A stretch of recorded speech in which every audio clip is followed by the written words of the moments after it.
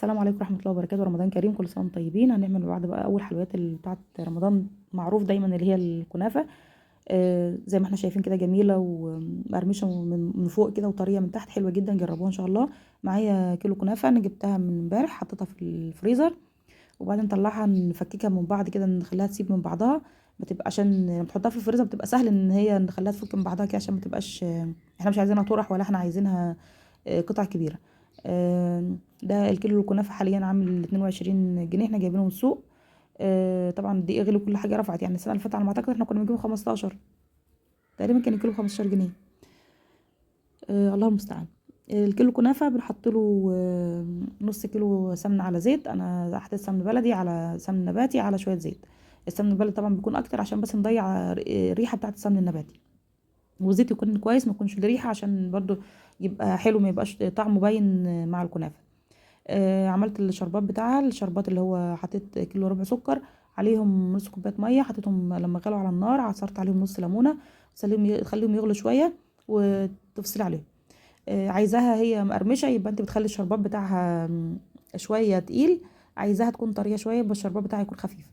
انا اسفه على الصوت يعني، معلش. نبدا نهريها كويس كده مع بعضها، نفرولها زي ما احنا بنقول، عشان تتفرد معانا كويس، ما تبقاش مكتله ولا مكلكعه مننا.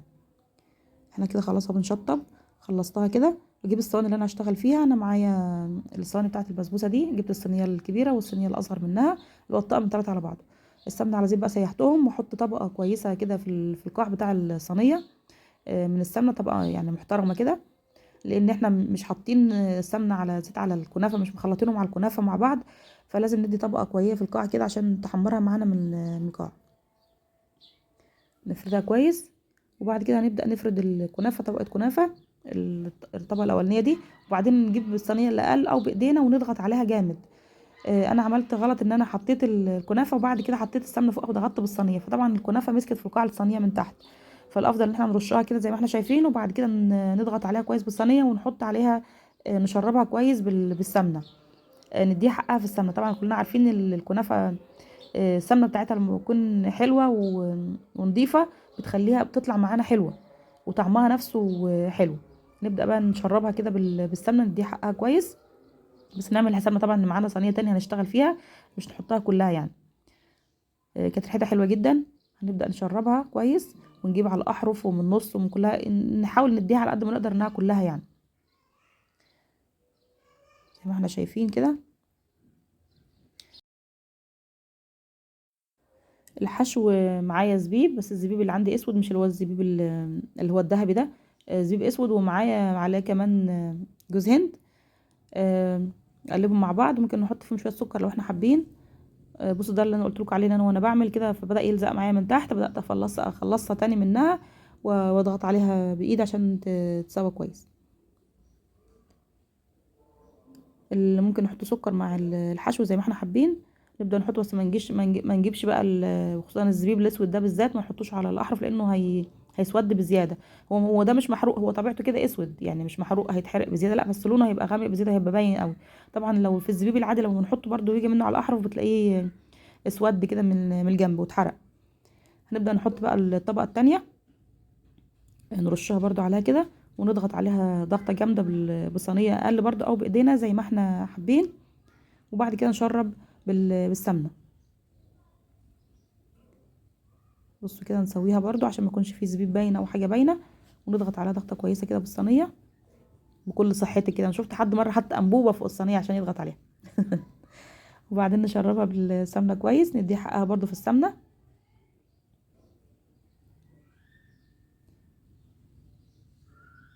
المهم، اهم حاجه الاحرف بالنسبه لنا برضو، عشان دايما بندي في النص كده، ونسيب الاحرف من غير سمنه. نديها حقها. وبرضه هعمل الصينيه التانية عشان اكمل بقى بقيه الكيلو ونجهزه، وانا ولعت الفرن دلوقتي عشان يكون سخن في المرحله دي. تمام كده. كده الصينيتين خلصتهم. الفرن هنخليه سخن على درجة حرارة 200 او فوق ال 200 بشوية، على الشبكة عادي. انا اسيب الصاجة تحت، وانزل الشبكة عليها، مش هخليها في النص، انزل الشبكة عليها واحط الصواني بتاعتي. واسيبها لحد ما تبدا انها تاخد لون من الاحرف كده، ونهزها تلاقيها بدات تتحرك معانا وخدت لون. ارفعها تحت الشوايه تاخد لون، وبعد كده اطلعها، او ممكن نقلبها زي ما احنا حابين، بس انا نطلعها وبعدين نبقى نقلبها بعد ما نديها الشربات. كده خلاص هي طلعت من الفرن. انا ما قلبتهاش، انا حطيتها تحت الشوايه اديها الشربات زي ما احنا شايفين الشربات بتاعها تقيل ازاي كده، تبقى مقرمشه بقى شويه. اديها الشربات وبعد كده هقلبها واسيبها عشان تبقى شكلها في التقديم، ان هو شكلها حلو في التقديم، ان هي على القاع بتاعها بتبقى احمر ولونه حلو. ولكن دلوقتي لما نقلبها بقى ونديها، بس خلي بالنا عشان ما واحنا بنقلبها ما تبقاش تتكسر مننا، نحط حاجه ونمسكها كويس ونقلبها كده. بعد ما قلبناها